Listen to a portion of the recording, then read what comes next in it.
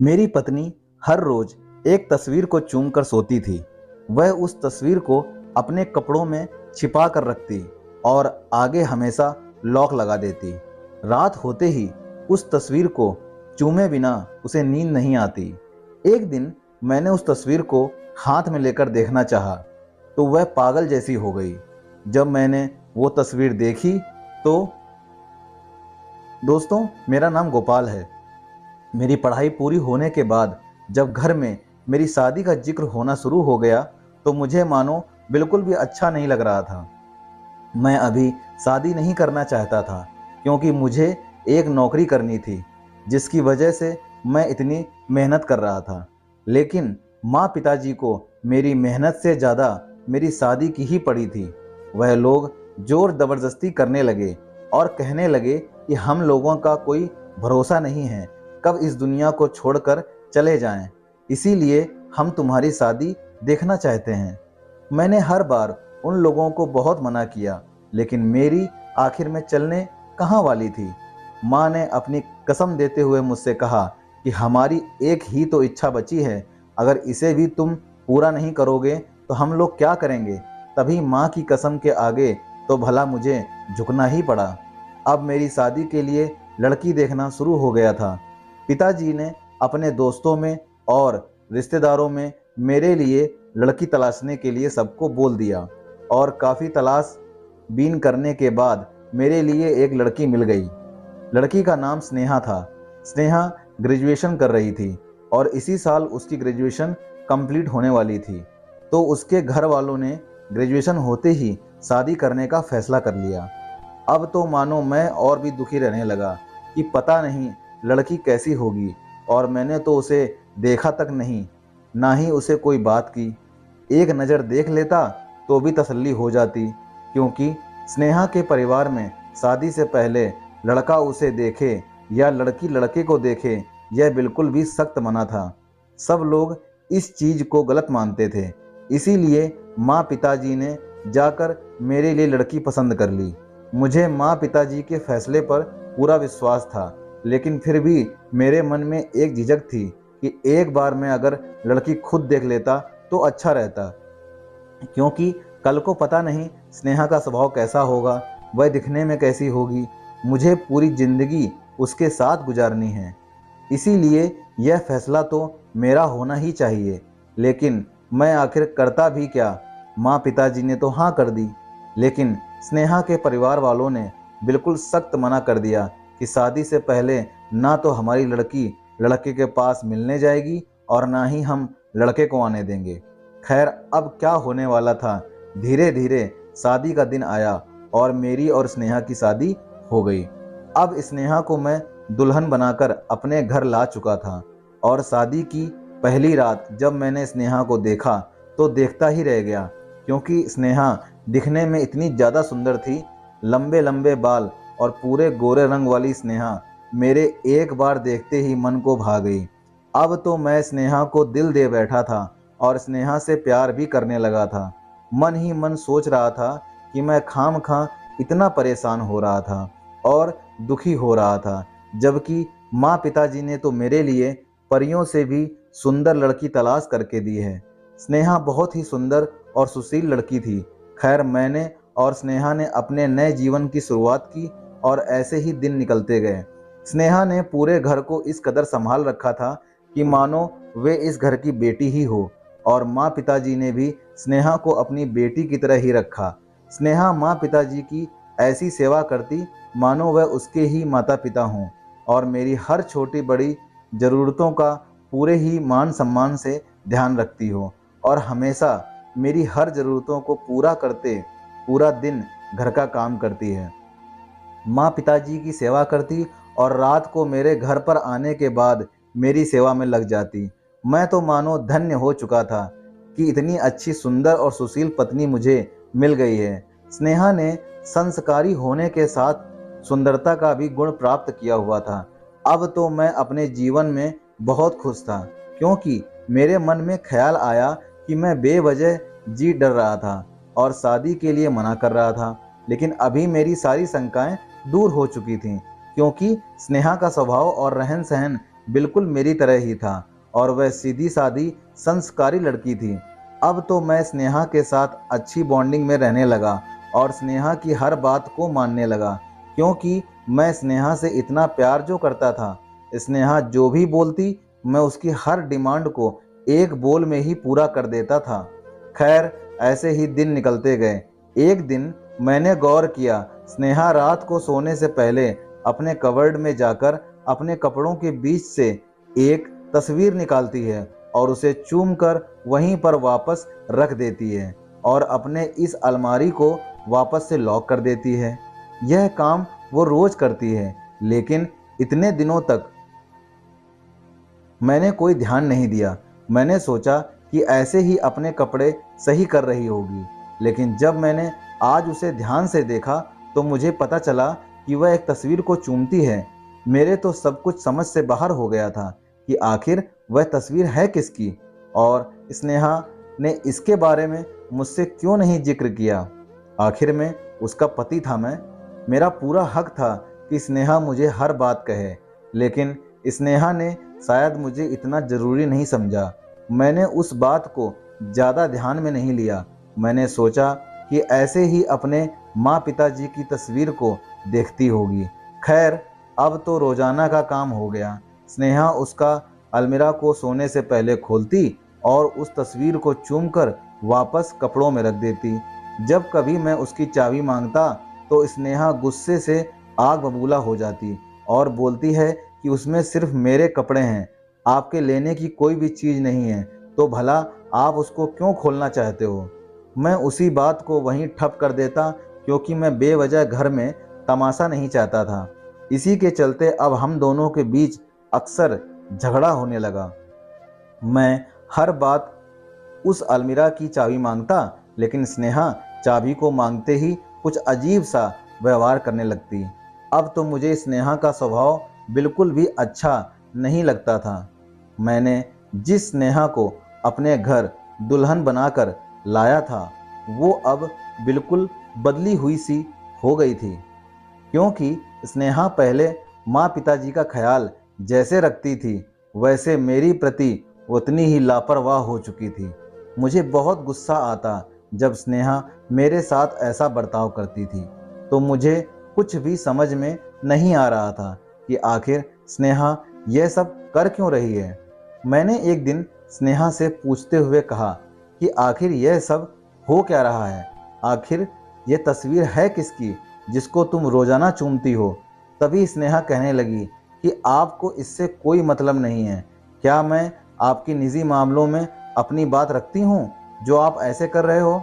अब तो मुझे स्नेहा पर और भी ज़्यादा गुस्सा आने लगा, क्योंकि वह मेरे सामने इतनी बदतमीजी से जो बोल रही थी। तभी एक दिन जब स्नेहा वह तस्वीर चूम रही थी, तो मैं झट से उसके पीछे गया और उसके हाथ से तस्वीर ले ली और उसे देखने लगा। तभी स्नेहा का जो मैंने हुलिया देखा तो वो बिल्कुल देखने लायक था। इसलिए मैंने देखा कि स्नेहा गुस्से में इतनी ज़्यादा हो गई कि वह बहुत ही पागलों की तरह व्यवहार करने लगी और गुस्से में आकर उसने मेरे कॉलर को पकड़ लिया और झट से मेरे हाथ से तस्वीर ले ली। मुझे तो कुछ भी समझ में नहीं आ रहा था। जो मुझ पर कभी मर मिटती थी, आज मेरे कॉलर को पकड़ने तक पहुंच गई थी। मुझे बहुत गुस्सा आ रहा था, लेकिन मैं करता भी क्या, और माँ पिताजी से भी इस बारे में नहीं बात कर सकता था, क्योंकि उनकी पहले से ही तबीयत खराब रहती थी। मैं उन्हें और दुखी नहीं करना चाहता था। मैं नहीं चाहता था कि उन्हें इस बुढ़ापे के अंदर ऐसा कुछ देखने को मिले। फिर मैंने उस बात को वहीं रफा दफा कर दिया और बस दिन रात यही सोच में डूबा रहता, ये आखिर ऐसा क्यों करती है। अब स्नेहा भी मुझसे दूरियां बनाने लगी थी। एक दिन मेरे मन में विचार आया कि क्यों ना मैं स्नेहा के अलमीरा की चाबी चुरा कर उस तस्वीर को देखूं कि आखिर वह तस्वीर में है क्या, जिसके लिए स्नेहा मुझ पर गुस्सा होने तक मजबूर हो जाती है। एक दिन स्नेहा माँ के साथ बाजार गई हुई थी। तभी पीछे से मैंने उसकी दराज से उस अलमीरा की चाबी निकाली और वहाँ से उसके कपड़ों को हटाकर वह तस्वीर बाहर निकाल ली। और उस तस्वीर को देखने लगा। जब मैंने उस तस्वीर को देखा तो मेरे पैरों तले से ज़मीन खिसक गई। मैंने देखा कि वहाँ उस तस्वीर में नौजवान लड़का जिसकी दाढ़ी मूंछें थीं। मुझे तो बिल्कुल भी समझ में नहीं आ रहा था कि ये लड़का है कौन। अब तो मेरे मन में अजीब अजीब सवाल आने लगे थे और शक भी होने लगा था कि अगर स्नेहा को यह लड़का पसंद था तो उसने मेरे साथ शादी क्यों की और उसने मेरे साथ इतने दिनों तक धोखा क्यों किया। अब तो मुझे उस पर गुस्सा आने लगा और फिर मैंने सोचा कि आज मैं स्नेहा से एक एक बात का जवाब लेकर ही रहूँगा। और मैंने वह तस्वीर वहीं पर रख दी और वापस से अलमीरा को लॉक करके चाबी दराज में रख दिया। फिर मेरे मन में ख्याल आया कि अगर मुझे स्नेहा से सीधे मुंह बात नहीं करनी चाहिए, वरना वह कोई भी बहाना बना लेगी। कौन सा वह मुझे सच बताने वाली है। इसलिए मुझे अपने आप से सच पता करना होगा कि आखिर यह किस लड़के की तस्वीर है। अब तो मैं स्नेहा से दूर ही रहने लगा था। मेरे मन में स्नेहा के लिए एक अजीब सी नफ़रत पैदा हो गई थी। मुझे उसके लिए बिल्कुल भी ख्याल नहीं आ रहा था कि जो लड़की मुझे इतना धोखा दे सकती है वो किसी भी हद तक जा सकती है। मेरे मन में स्नेहा के लिए घिन आने लगी थी। मुझे लग रहा था कि स्नेहा को सिर्फ धोखा देना ही आता है। इतने सालों तक मैंने स्नेहा को इतना प्यार दिया, उस पर इतना विश्वास किया और उसने ऐसा किया। अगर उसे इतनी ही आशिकी थी तो मुझसे शादी क्यों की। फिर तभी मेरे मन में ख्याल आया कि इसमें स्नेहा की कहाँ चलने वाली थी। अगर उसका बस चलता है तो शादी कर लेती, लेकिन उसके परिवार में तो शादी से पहले लड़का लड़की को मिलने तक की इजाज़त नहीं है, तो फिर प्रेम विवाह करने की कहाँ परमिशन होगी। खैर, इसी सोच को मैं अपने मन में घुमा रहा था और बैठे बैठे सोच रहा था कि आखिर कुछ भी हो जाए मुझे इस चीज़ का पता लगाना ही है। तभी मेरे मन में ख्याल आया कि क्यों ना मैं स्नेहा के माता पिता से इस बारे में बात करूं। लेकिन तभी मेरे मन में ख्याल आया कि मैं उन्हें क्यों तकलीफ़ दूं, भला उन्हें क्यों बेइज्जती फील करवाऊं। उनकी बेटी क्या गुल खिला रही है ससुराल के अंदर। लेकिन मेरे पास कोई भी चारा नहीं था कि आखिर मैं पता कैसे करूं, क्योंकि तस्वीर तो मैं देख चुका था। लेकिन मैं स्नेहा से जब इस बारे में बात करता हूं तो स्नेहा का व्यवहार बिल्कुल ही बदल जाता था। मैं आखिर इस बारे में पता करूं तो किससे करूं। तभी मैंने अपने बचपन के दोस्त से बात की और उसे सारा माजरा कह डाला। तभी वह कहने लगा कि मेरी बात मान, सब कुछ गुस्से से हासिल नहीं होता है। कभी कभार प्यार से भी की हुई बातें सामने आ जाती हैं। लेकिन मैंने उसकी यह बात को गौर किया और मन में सोचा कि मैं प्यार से इस स्नेहा से बात करूंगा और उसे इस बारे में पूछ लूँगा। वो ऐसे प्यार से बात करने के लायक नहीं थी, क्योंकि उसने मुझे इतना बड़ा धोखा जो दिया था। लेकिन फिर भी मैंने सब सच्चाई उगलवाने के लिए स्नेहा से प्यार से बात करने की ही सोची।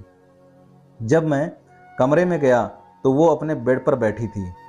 मैंने स्नेहा से कहा कि स्नेहा, कुछ दिनों से मैं तुमसे अजीब बिहेव कर रहा हूँ, उसके लिए मुझे माफ़ कर दो और हम अपने नए सिरे से ज़िंदगी की शुरुआत करते हैं। मैं आज के बाद कभी भी तुम पर नहीं चिल्लाऊंगा और ना ही तुम पर गुस्सा करूंगा। तभी स्नेहा ने भी मेरा हाथ पकड़ लिया और कहने लगी कि मुझे भी माफ़ कर दो, मैं भी कुछ ज़्यादा ही चिल्ला गई थी आपके ऊपर। पता नहीं मुझे क्या हो गया था, मुझे माफ़ कर दो। स्नेहा की ऐसी प्यार भरी बातें सुनकर अब मेरा मन भी शांत हो चुका था। लेकिन अब मैं उस तस्वीर वाली बातें स्नेहा से कैसे पूछूं। लेकिन मैंने आज फिर विचार किया कि नहीं, फिर कभी देखता हूँ। इसी कसमकस में सो गया और पूरी रात मुझे नींद ना आने की वजह से मैं करवटें बदलता रहा और दूसरे दिन घर से बाहर चला गया। तभी रास्ते में मुझे दिखाई दिया कि मेरे ससुर जी कहीं पर जा रहे थे। मैंने उनसे पूछा कि आप कहीं जा रहे हो? तभी वह कहने लगे कि हाँ, मैं अपनी बहन के पास जा रहा था। तभी यहाँ बस स्टैंड के पास आया हूँ ताकि उनके गांव के बस पकड़कर वहाँ चला जाऊँ। मैंने कहा कि ठीक है, आप बस पर मत जाइए, मैं अपनी गाड़ी घर से ले आता हूँ और मैं आपको छोड़ दूंगा और आप भी घर चलो, आप स्नेहा से भी मिल लेना। वह बोले, ठीक है बेटा। तभी वह घर पर आ गए और स्नेहा से बातें करने लगे। इतने में मैं तैयार हो गया और गाड़ी निकाल ली। अभी उनको लेकर मैं उनकी बहन के घर जा रहा था, तभी रास्ते में मेरे मन में ख्याल आया कि क्यों ना एक बार उनसे इस बात का जिक्र किया जाए। तभी वह कहने लगे कि दरअसल बेटा, स्नेहा मेरी इकलौती बेटी है, लेकिन उससे पहले उसका एक भाई था जिसकी उम्र लगभग 25 साल थी। एक दुर्घटना में उसकी मौत हो चुकी थी। स्नेहा और उसकी बहुत अच्छी बॉन्डिंग थी।